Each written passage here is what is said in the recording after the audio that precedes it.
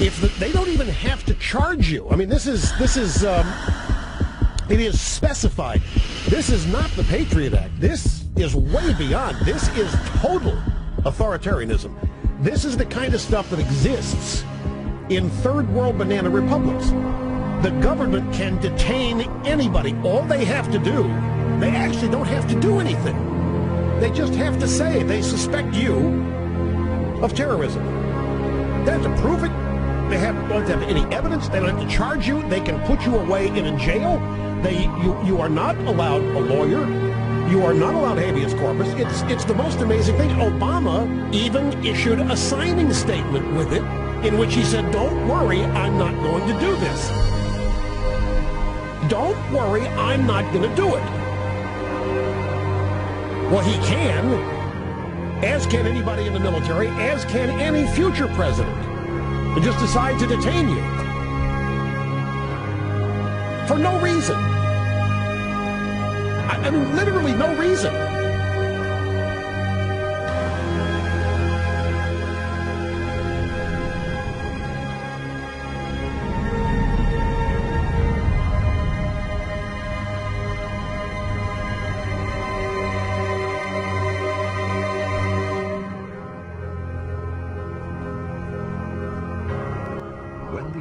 Descended into the third dimension and the planetary logos, the soul of the Earth entered a new cycle of experience.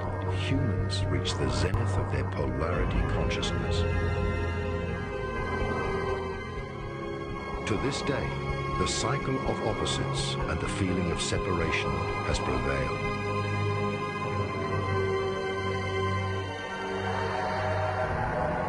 One could say that when Atlantis and its continent sank, the Earth left the fourth and fifth dimensions to enter the realm of the three-dimensional material structure. With the fall of the third dimension, the remaining human race lost consciousness of the oneness of all things. Polarity awareness took over, and instead of harmony, more and more opposites entered the consciousness and the actions of human beings. Even the elite priesthood was affected, and they dogmatically defended their truths. Two major brotherhoods arose on Earth, both influenced by Shambhala and Agartha. Together they are called the Brotherhood of the Snake. Shambhala was the seat of the evocation of the Masters of Wisdom. Agartha was the seat of the invocation of the Masters of Wisdom. Together, they embodied the universal polarity of opposites. In the outer world, each brotherhood held the other one to be the Dark Brotherhood, the Black Magicians. The battle between the polarities of the brotherhoods took place over an incredibly long period and reached its peak in the Second World War. The two opposites, the Sun, Illuminati, and the Moon, Luminar, face each other and struggle for power. Yet neither of them can win. They can only overcome polarity. Humanity was influenced by these two contrasting areas of wisdom. All true governing bodies were visited by agents of these brotherhoods and were partly initiated in the evolution plan of humankind. In ancient times, the Brotherhood of the Serpent divided into the Brotherhood of the Yellow Dragon and the Brotherhood of the Red Dragon. Together, they formed the Brotherhood of the Snake. Both undertook the spiritual education of the human race, the Yellow Dragon in the east and the Red Dragon in the west. We can still find the Order of the Yellow Caps and the Order of the Red Caps and their monasteries, which date from that time, scattered throughout Tibet. The spiritual warriors of Shambhala and Agartha foretold that at the end of the cycle of decline, when the final prophecy of the spiritual battle on Earth would be fulfilled, they would return to reveal the truth and herald the passing of the Dark Age into the Golden Age. The survivors of Atlantis were the chosen seeds of the fifth root race from which humanity originated. Over many thousands of years, the maturing humankind went into a deep and amazing state of consciousness. the extraterrestrial carriers of light gave the surviving Atlantean priests instructions to start the Brotherhood of the Serpent. The third unknown power to influence the Brotherhoods was the Eagle, symbolizing the Space Brotherhood. They inspired each Brotherhood and their worldly kings to build empires. All wars were instrumental in introducing new historical eras and in creating the history of the human race. It was the old game when two parties fight, the third party and its agenda remain hidden. Thus all world leaders were led by the third power in order to fulfill the world plan of creation. The light carriers from the Federation, also called the Guardians of God, introduced on Earth a secret education program in order to guide the worldly humans in their evolution plan towards completion.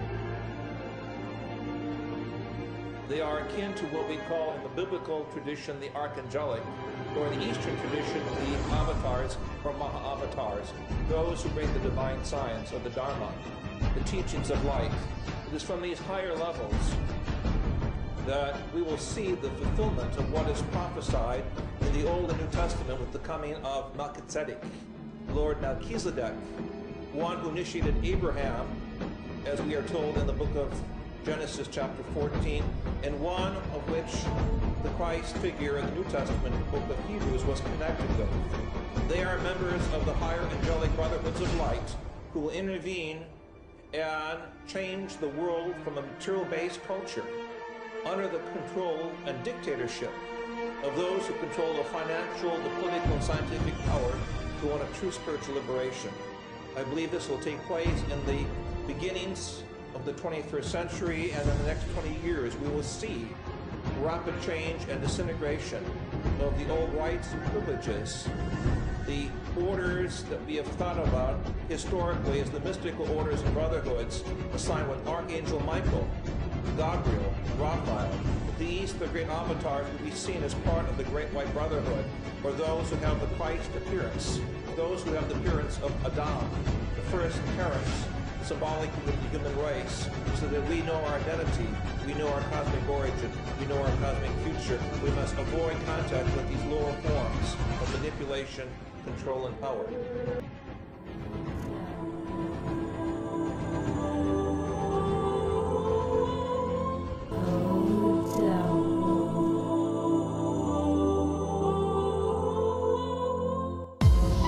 Are we at one of those moments in history in which there is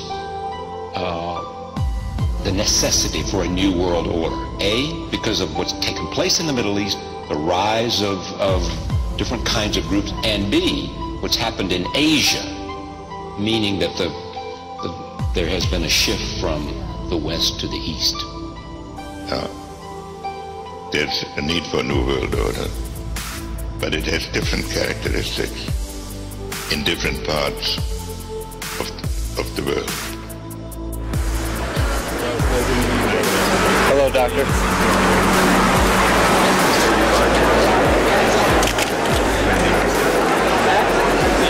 Mr. Kissinger, what are you going to be doing at Bilderberg this year in Switzerland?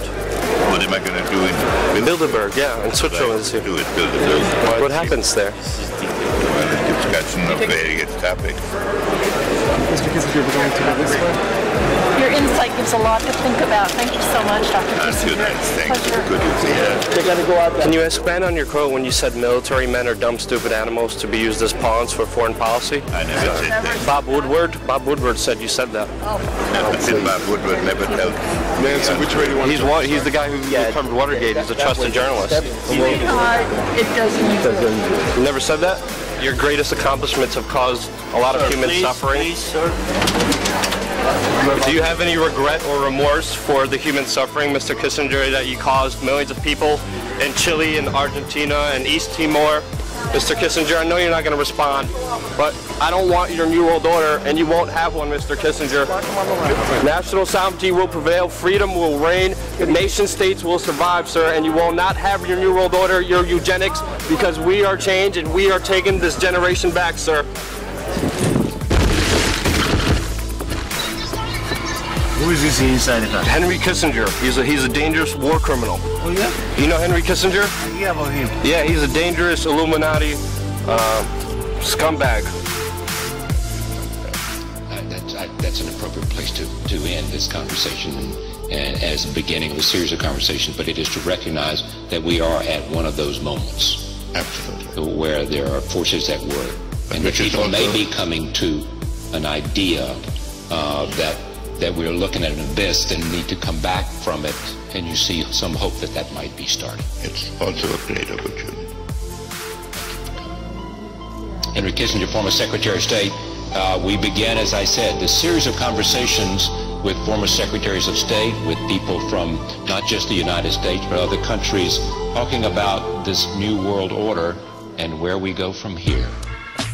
Mother Circe in Greek, go back and do some reading on Greek mythology. You will find that Circe, Mother Circe, was able to hypnotize people and bring them into her home and hypnotize them and turn them into pigs and animals and then eat them.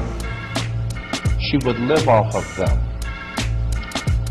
This is precisely what Mother Church was designed to do some 1600 years ago by Constantine, Emperor of Rome. In the city of Nicaea, France, Emperor Constantine called together all of the magic practicing priests of the Roman Empire because the empire was in trouble, like America is today. America's falling apart.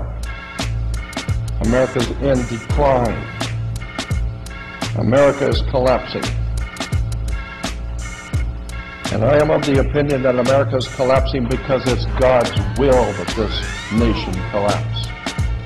Because it has accepted lies and deception and promoted all the teachings that are just not true. And somewhere along the line, that divine one in heaven couldn't possibly care less about what we think or how we view anything. It has its own agenda. As one minister I had respect for many years ago said, if God's going to do something, you can't stop him. If he's not going to do it, you can't make him. So since you can't influence anything, you ought to just shut up and sit down. And that's exactly what the scripture says. Be still and quiet and know that I am God. The idea being is that we don't have control over anything. The President of the United States has no control over anything. Governments have no control. But as long as they can make you think they're in control, then you will do their bidding. The most important thing you need to understand about your life is that God gave you your life to be free, not to crawl on your knees to any government, not to bend your knee to any man or any group of men, no church, no religion, no synagogue. You need to do your homework and find out where all this stuff really comes from. Moses was the leader of the moon cult. How many Jews know that? That Moses was the leader of a moon cult? The children of Israel worshiped the moon at the time of Moses. Moon cult, the lunar god. This is why today, all celebrations in the holidays in Judaism are celebrated after sundown. Do you know why all the celebrations in Judaism are celebrated after sundown? It's because they were worshiping the moon, and that's when the moon comes out, is after sundown.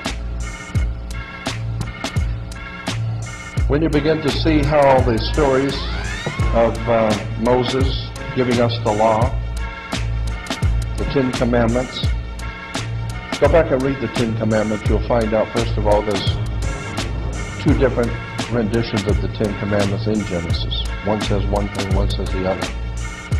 But the 10 Commandments of Moses is based on an Egyptian story called the 12 Negative Confessions.